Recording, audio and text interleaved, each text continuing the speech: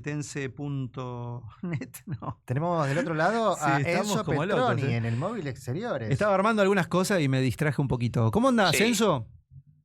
Mauri, Fede, bueno, a toda la audiencia, chicos, buen día para todos ustedes. Acá andamos bien, por suerte un poco menos de frío, eh, que es lo que fueron las últimas 48 horas, pero nos vinimos hacia lo que es el juzgado, ¿sí? Porque, permiso, ¿eh?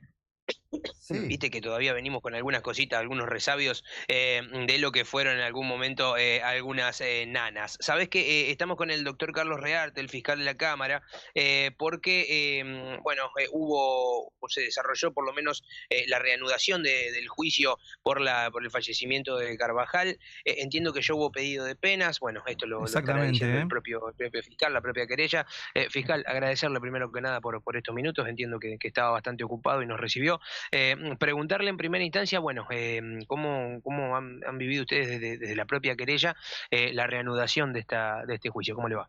Bien, primero aclarar que no somos querellas, sino que somos la Fiscalía de Cámara, quienes tenemos el deber de perseguir todo este tipo de delitos y formalizar en sí concretamente las respectivas acusaciones en este tipo de hechos. Bueno, un hecho muy particular que tiene varios años, aproximadamente 4 años, fue muy conocido en la localidad y que concretamente hoy llegó el final de la primera etapa, fundamentalmente porque se realizaron las acusaciones al imputado y bueno, se peticionó en este sentido una pena de 5 años de prisión, cumplimiento efectivo, y una inhabilitación para poder conducir de 8 años, que será analizada por la Cámara, porque también en este sentido el abogado del imputado peticionó una pena mínima de 3 años, dio los fundamentos respectivos y en cierta medida reconoció implícitamente cómo fueron las acciones que llevaron en ese momento al resultado que concretamente llegó. ¿No? No hubo contradicciones en el relato, no hubo contradicciones en lo que fueron los testimonios. Sí, hubo contradicciones con respecto a aspectos netamente probatorios, como por ejemplo la velocidad, que no circulaba a esa velocidad, y bueno, nosotros los rebatimos porque tenemos todos los informes técnicos donde expresamos que sí, que los informes técnicos realizados oportunamente por la licenciada Calgaro determinaba concretamente que el imputado circulaba a una velocidad superior a 90 kilómetros por hora, en este sentido 94 kilómetros es lo que determinó la licenciada Calgaro a través de una pericia.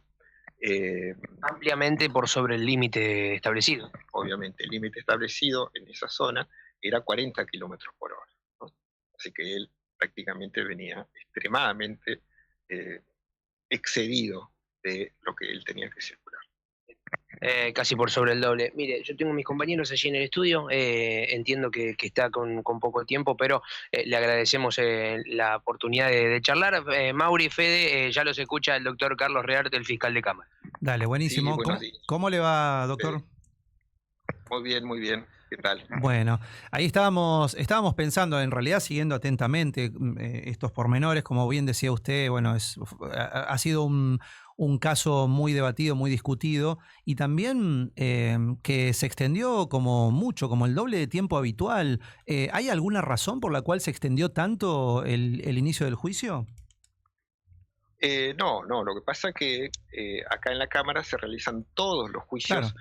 De todas las causas que se generan en la zona norte de Santa Cruz. Sí. Acá la Cámara Penal es un embudo donde los debates se realizan en esta instancia, que es una instancia, no digo final, pero una instancia intermedia, donde concretamente se realiza el juicio oral. Entonces, nosotros tenemos que ir ubicando cada uno de los juicios en función de los tiempos que también llevábamos y de la cantidad de causas que existen, porque son muchísimas las causas que se generan en toda la zona norte de Santa Cruz. Claro. En la provincia hay 2 cámaras penales, una en zona sur y otra en zona norte. Sí. Y bueno, zona sur tiene todo la otra mitad de la provincia, y nosotros tenemos de mitad de la provincia hacia arriba, Claro. o sea, y abarca todas las localidades de la zona norte. Entonces, el cúmulo de trabajo es muy grande y obviamente hacemos el mayor de los esfuerzos todos para tratar de darle mayor celeridad a los juicios, pero bueno, Claro. es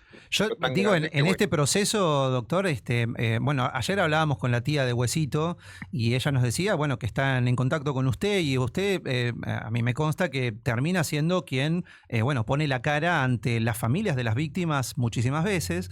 Entonces, digo, es difícil poder responderle a esa familia cuando dicen, che, doctor, ¿por qué no arranca esto, no?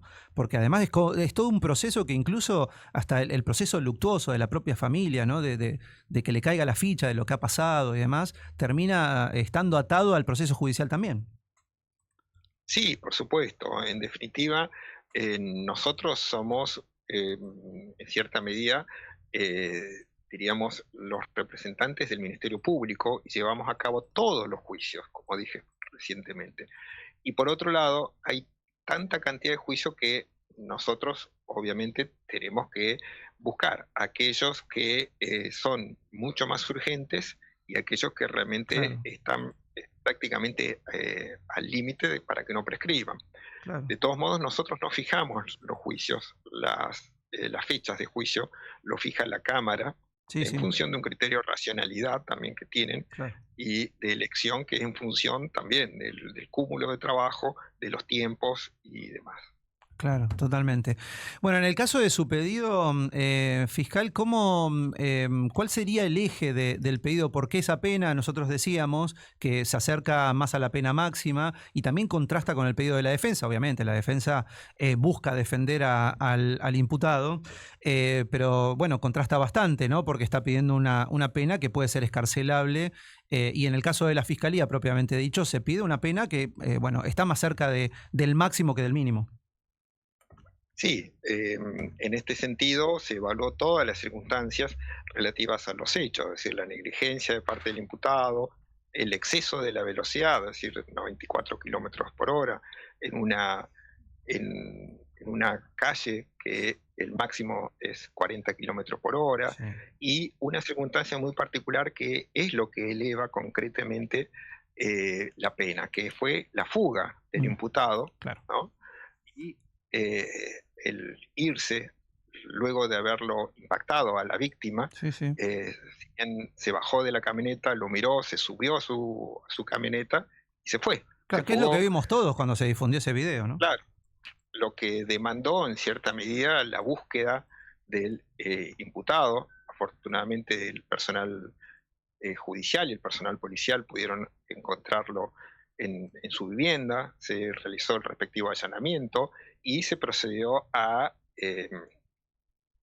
secuestro del vehículo, como así Claro. también a la detención del imputado. Pero bueno, esto llevó tiempo, o sea, prácticamente este hecho fue temprano, a la madrugada, es decir, fueron cerca de las 2:30 de la madrugada y él se lo encontró tipo 5 o 6 de la tarde, ¿no? Claro.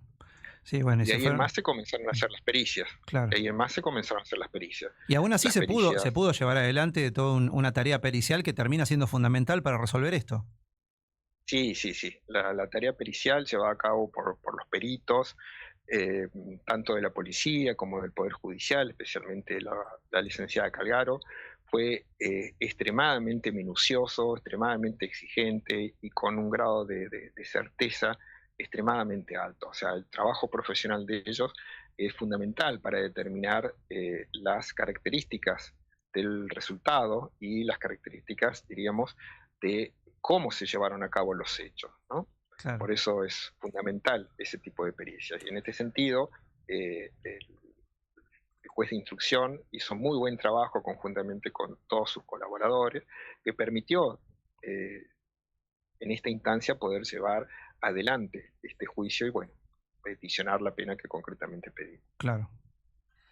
Una sola, ¿qué tal, fiscal? Mi nombre es Federico Roller. Preguntarle si usted lo puede responder o no, ¿qué peso tienen los antecedentes en la jurisprudencia, teniendo en cuenta casos anteriores, por el de Baigorria, por ejemplo, que terminan siendo penas muy cortas y escarcelables, más allá de que después están las Sí, apelaciones y demás son, instancias?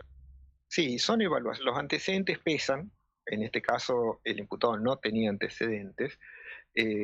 pero bueno, tenía conductas que en cierta medida agravaron esa situación. La conducta fue concretamente darse a la fuga y dejarlo tirada a la víctima, Claro. ¿no? Y eso, obviamente, si bien no es un antecedente porque formó parte del hecho, es un hecho que es muy gravoso, o sea, lo dejó totalmente desprotegido y afortunadamente gracias a los vecinos que lo pudieron visualizar y demás, bueno, llamaron al personal policial, llamaron a la ambulancia, pero ya cuando llegó a la ambulancia ya había fallecido. Me refería a los antecedentes de otros casos, ¿no? Que termina, por ahí el pedido de la fiscalía es mayor a la pena escarcelable, pero finalmente la justicia termina determinando 3 o menos de 3 años, la persona continúa en libertad, incluso apelan.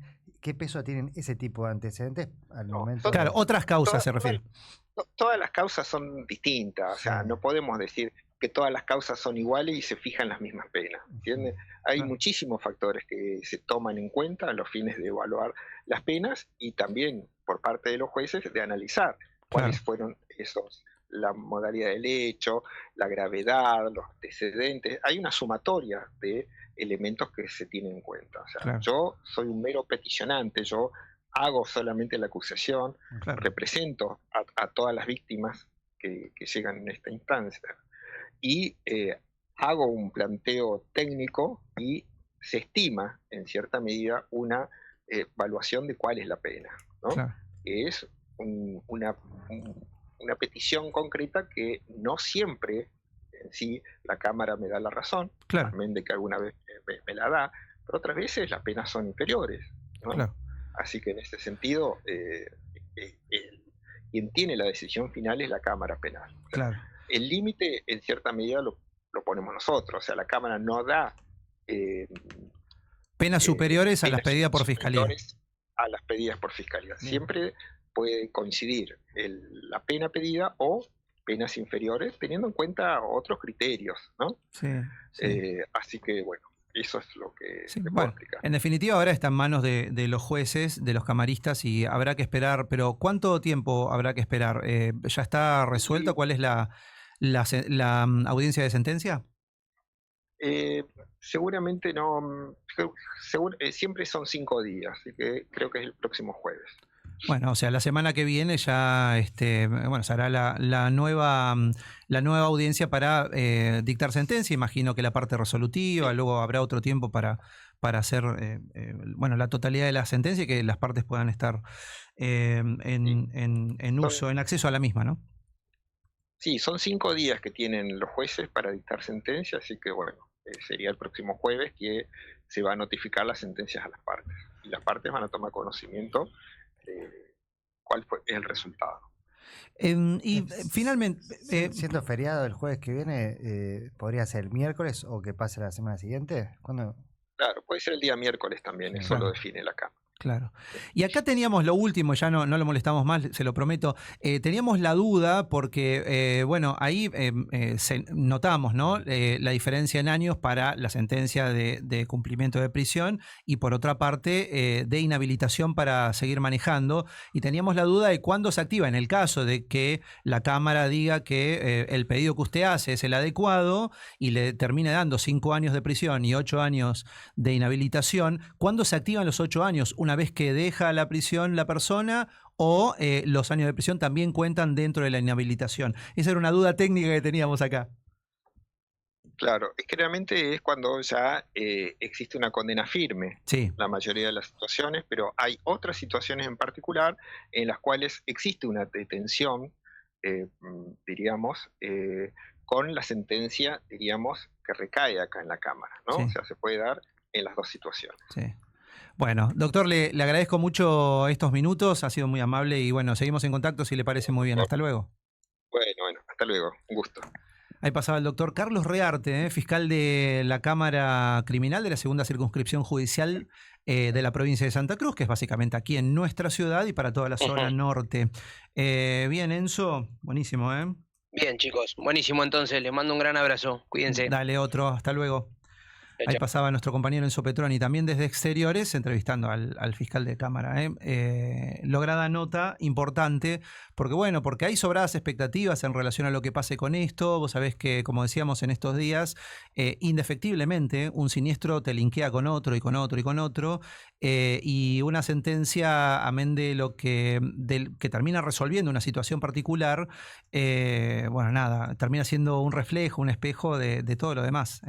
Por eso las familias de las víctimas siempre terminan juntándose y marchando juntas y pidiendo justicia juntas, porque la verdad que el sentimiento es compartido allá, y aquellos que no hemos pasado por esa situación, la verdad que no alcanzamos a comprender del todo lo que es el dolor que sienten las familias. Entonces también a tenerlo en cuenta.